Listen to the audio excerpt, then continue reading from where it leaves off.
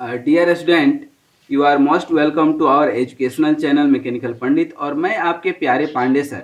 आज strength of material के first unit में पढ़ेंगे हम लोग स्ट्रेस इन यूनिफॉर्मली रेक्टेंगुलर बार।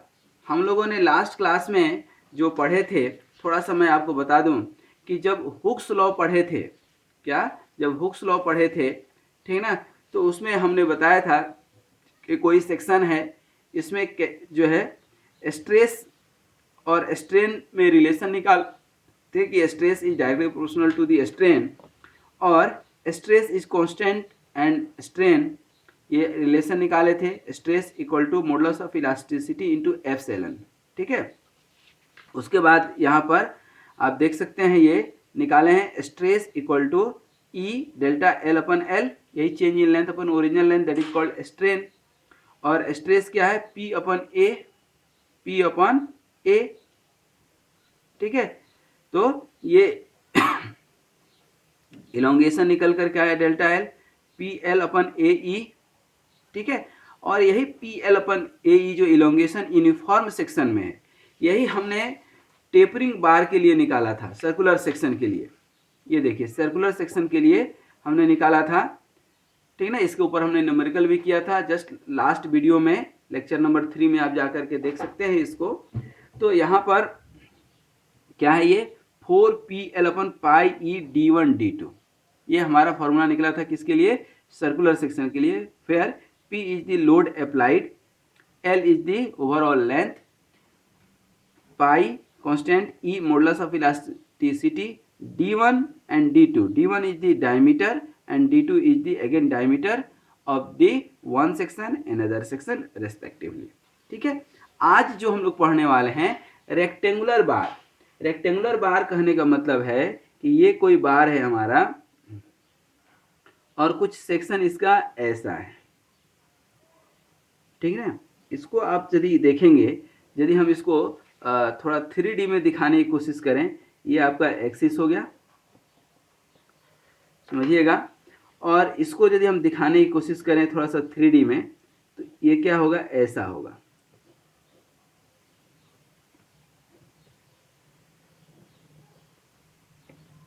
ठीक है।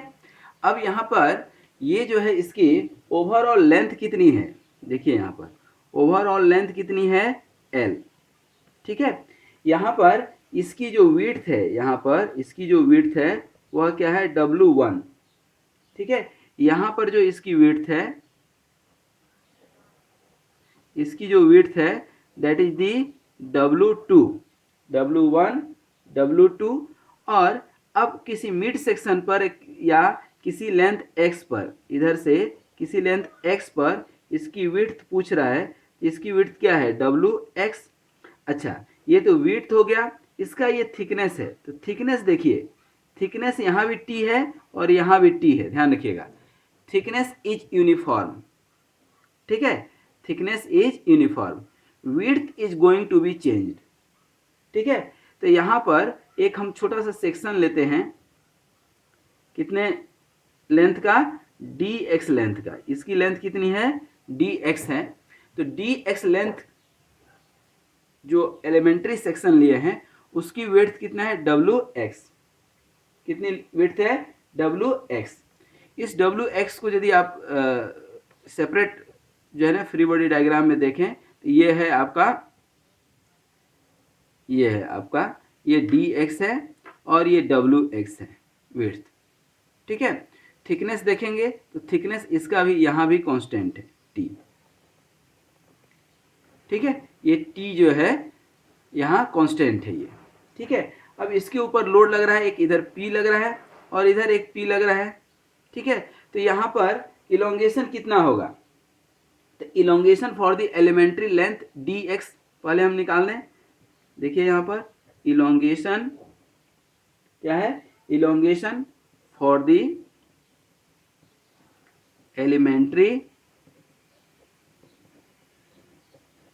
लेंथ dx, इस dx के लिए यदि हम निकालते हैं लेंथ तो कितना हो जाएगा बताइए। dx के लिए निकालेंगे तो फॉर्मूला अभी हम आपको बताए थे, स्टैंडर्ड फार्मूला क्या होता है, PL अपन AE। तो यहाँ पर delta L for D x section के लिए क्या होता है, पी एल के जगह पर क्या आ जाएगा, d x length upon area into E. अब सवाल है कि डी एक्स हो गया, एरिया निकालना है हमको, एरिया चाहिए। तो एरिया क्या होगा, यहाँ पर एरिया क्या होता है, विड्थ इंटू दिस, यही होगा ना। यहाँ पर इसकी एरिया निकालनी है, ठीक है ना। तो क्या हो जाएगा, ये विड्थ इंटू थिकनेस, यही क्रॉस सेक्शनल एरिया होगा। तो थिकनेस तो हमें मालूम है, विड्थ डब्ल्यू एक्स, एक्स के टर्म में है, एक्स तो दिया नहीं है, वो हमें निकालना है। तो विड्थ एट सेक्शन एक्स क्या होगा, ठीक है ना। तो विड्थ एट सेक्शन एक्स, क्योंकि यहाँ ये मालूम चल गया कि एरिया क्या होगा, डब्ल्यू एक्स, ठीक है ना, इंटू टी। अब डब्ल्यू एक्स निकल जाए तो हमारा काम बन जाए, ठीक है। तो अब डब्ल्यू एक्स कैसे निकलेगा, तो ध्यान दीजिए, ये डब्ल्यू एक्स निकलेगा आपका W two minus W one, W two बड़ा है डब्ल्यू वन छोटा है, W two minus W one अपन L into x plus W one. Standard formula जो हमने यहाँ यूज किया था सर्कुलर सेक्शन में, सिमिलर फार्मूला हम वहाँ भी यूज कर रहे हैं, ठीक है। यहाँ भी हम डब्ल्यू एक्स को यहाँ पर ये डब्ल्यू वन अब प्लस इस W two minus W one अपन एल को के मान लेते हैं, के इंटू एक्स मान सकते हैं। तो हमारा काम आसान हो जाता है, ठीक है। नहीं मानना है नहीं मानिए, कोई दिक्कत नहीं है। अब आइए पहले हम यहाँ एरिया निकालें, इलोंगेशन, ठीक है ना। तो इलोंगेशन कितना, delta L into D x के लिए, डी एक्स लेंथ के लिए क्या हो जाएगा, पी डी एक्स अपॉन ये एरिया, एरिया कितना निकला आपका, पहले तो ई रख दें हम, और इधर W two minus W one upon L into x plus W one और इंटू टी, यही एरिया निकलेगा, विड्थ इंटू थिकनेस। तो विड्थ इस पर्टिकुलर सेक्शन पर, इस पर्टिकुलर सेक्शन डब्ल्यू एक्स का विड्थ कितना निकला आपका, यही W one plus W two minus W one अपन एल इंटू एक्स निकला कि नहीं। अब इसको थोड़ा सा ध्यान दीजिएगा, इसको थोड़ा सा ध्यान दीजिएगा, क्या ध्यान दीजिएगा, यहाँ पर डेल्टा एल, ठीक है, यही है ना डेल्टा एल, इसको इंटीग्रेट कर दें, elongation in whole length, elongation in the whole length. क्या करेंगे, इसके लिए इंटीग्रेट कर देंगे, जो डेल्टा एक्स है 0 टू एल के लिए इधर, और इधर भी पी डी एक्स अपॉन ये ई, और इधर W two minus W one upon L into x plus W one into T और 0 टू एल, इसको इंटीग्रेट कर दिए, ठीक है। ध्यान दीजिए, इसको कर सकते हैं इंटीग्रेट। अब इसको जैसे ही आप इंटीग्रेट किए तो अब क्या आ जाएगा, इसको थोड़ा सा अब सॉल्व कर लीजिए, ठीक है ना। We have to integrate 0 to L, यही है ना, यहाँ पर लेंथ कितना है टोटल एल, 0 से एल लेंथ के लिए आप इंटीग्रेट किए हैं, ठीक ना। तो अब यहाँ पर आपको डब्ल्यू वन प्लस के एक्स यदि इंटीग्रेशन वाला रखना हो तो आसान हो जाएगा। थोड़ा सा इसको हम रख लेते हैं, ये क्या हो जाएगा डेल्टा एल और ये 0 टू एल और ये पी डी एक्स अपन ये ई, और इधर क्या हो जाएगा के एक्स प्लस डब्ल्यू वन या डब्ल्यू वन प्लस के एक्स इंटू टी रख देते हैं, ठीक है। अब इसको जब सॉल्व करेंगे तो क्या आएगा, थोड़ा सा समझ लीजिए, ये डेल्टा एल इक्वल टू ये पी अपन ई को बाहर ले लीजिए, पी अपन ई बाहर आ गया, और ये टी भी बाहर आ जाएगा, टी भी कांस्टेंट है, बचेगा क्या, ये D x upon W one plus के एक्स 0 टू एल। अब ये 1 बाई एक्स डी एक्स वाला इंटीग्रेशन हो गया कि नहीं, अब ध्यान दीजिए इंटीग्रेशन क्या है, ये 1 बाई एक्स डी एक्स वाला फॉर्मेट हो गया कि नहीं, और 1 बाई एक्स डी एक्स से क्या होता है लॉग एक्स, यही होता है ना लॉग एक्स। तो यहाँ पर इसको कन्वर्ट कर लीजिए, पी अपन ई टी, पी अपन ई इंटू टी, और यहाँ पर अब क्या आ जाएगा लॉग के फॉर्मेट में आ जाएगा, ठीक ना। अब k जो है मल्टीप्लाइड है x से, तो ये 1/k एक गिफ्ट में आ जाएगा बाहर, ठीक है। और इधर क्या आ जाएगा आपका log of e natural logarithm आएगा, और इधर W1 प्लस के एक्स, और इधर 0 to L, ठीक है। अभी हम रख दें, क्या रखेंगे P अपॉन के ई टी रख लें पहले, और लॉग, ठीक है, लॉग रखेंगे, और लॉग यहाँ पर क्या आएगा बताइए तो, लॉग W1 प्लस के एल, W1 प्लस के एल, और ऐसे रख लीजिए माइनस लॉग ऑफ W1, क्योंकि x की जगह 0 आ जाएगा तो कहानी खत्म, यही होगा ना। और यहाँ पर अब इसको चेंज कर दें, P अपन के ई टी, और लॉग ऑफ ये क्या हो जाएगा W1 प्लस के एल अपन W1 लिख सकते हैं क्या। अब कुछ नहीं करना है, k का वैल्यू यहाँ रख दीजिए, k का वैल्यू रख दें हम, ठीक ना। k का वैल्यू क्या था आपका, ठीक है, याद कीजिए यहाँ पर k का वैल्यू आप क्या माने हैं W2 माइनस W1 अपन L, यही आप k माने हैं ना। तो यहाँ क्या हो जाएगा W2 माइनस W1 अपन L, यहाँ रख दें, ये डेल्टा L, तो P अपन k की जगह पर W2 minus W1 upon L into E T into natural log of W1 plus k की जगह पर W2 माइनस W1 अपन L इंटू L अपन क्या हो जाएगा W1, ये देखिए L ऊपर ले सकते हैं क्या, तो P L upon W2 minus W1 into E T, और यहाँ पर ध्यान दीजिए ये L L कैंसिल होगा, ये W1 और W1 कैंसिल होगा, क्या हो जाएगा log of W2 upon W1, ये निकल करके आ गया आपका change in length. Change in length for a rectangular cross section will be this one, ठीक है। तो इसको अब यहाँ पर आप कहीं लिखना चाहें तो लिख दीजिए कि क्या निकल करके आया, ठीक है, क्या निकल करके आया। देखिए यहाँ पर मैं एक जगह लिख देता हूँ,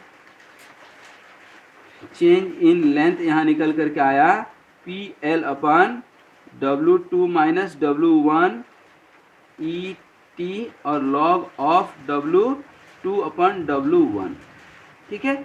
इसको अब आपको याद रखना है, ये वैल्यू निकल करके हमारा आया था, ठीक है। अब इसके ऊपर आप चाहें तो जो भी न्यूमेरिकल है आपके पास कर सकते हैं। तो देखिए एक न्यूमेरिकल भी हम जो है आपको इंसर्ट करा देते हैं। देखिए यहाँ पर क्वेश्चन जो है समझिएगा कि if there is a rectangular section, ठीक है ना, कोई एक क्वेश्चन जो है इसके ऊपर एक क्वेश्चन कर लें तो कॉन्सेप्ट क्लियर हो जाएगा। सपोज ए ब्रास, ये एक प्लेट है और ये रेक्टेंगुलर क्रॉस सेक्शन है, ठीक है। इस क्वेश्चन को लिख लें, a brass plate, a brass plate of uniform thickness 6 mm varies in width from 100 mm to 180 mm and is subjected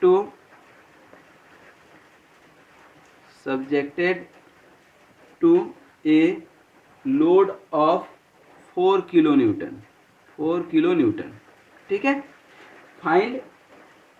find the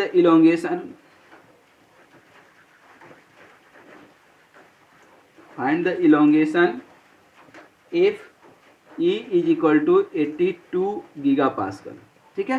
question आपके सामने है, ये टेपर्ड बार है, ठीक है ना। इधर कितना है आपका, ये लोड लग रहा है कितना 4 किलो न्यूटन, ध्यान दीजिएगा।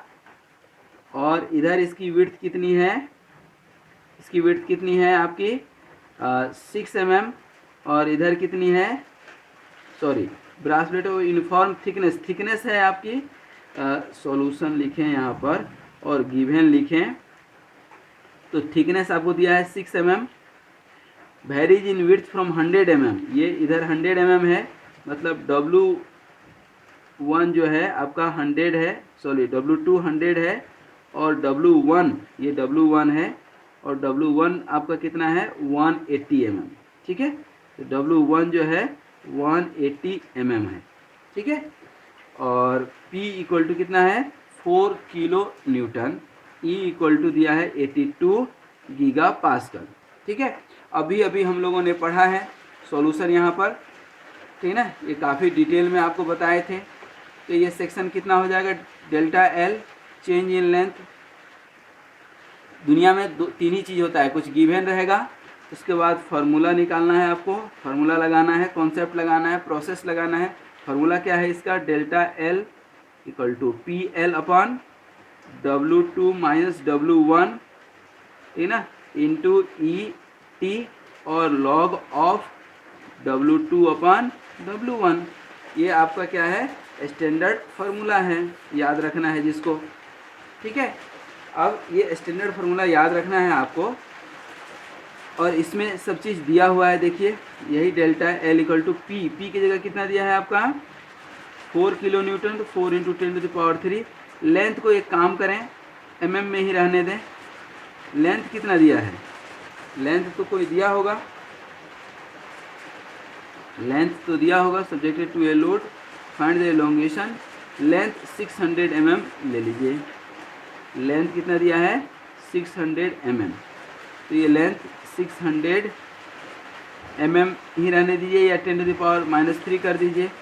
W2 कितना हो जाएगा, W2 माइनस W1, तो हमेशा देखिएगा ज़्यादा में से कम वाला है, ज़्यादा कौन सा है 180 माइनस 100, 180 माइनस 100, और E क्या है 82 इंटू 10⁹ गीगा पास्कल E, और थिकनेस कितना है 6 mm, देखिए यहाँ पर 6 mm मतलब 10⁻³ और लॉग ऑफ W2 मतलब बड़ा वाला, और ये आपका 180 अपॉन 100, ठीक है।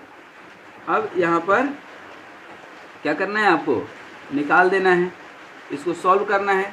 मैं बार बार बताता हूँ, सॉल्व दिमाग से नहीं करना है बल्कि कैलकुलेटर से करना है, और कैलकुलेटर आपको एग्ज़ाम में भी अलाउ रहेगा। इसको आप सॉल्व करेंगे तो जो है इसको सॉल्व करके और आंसर बताइएगा कितना आ रहा है।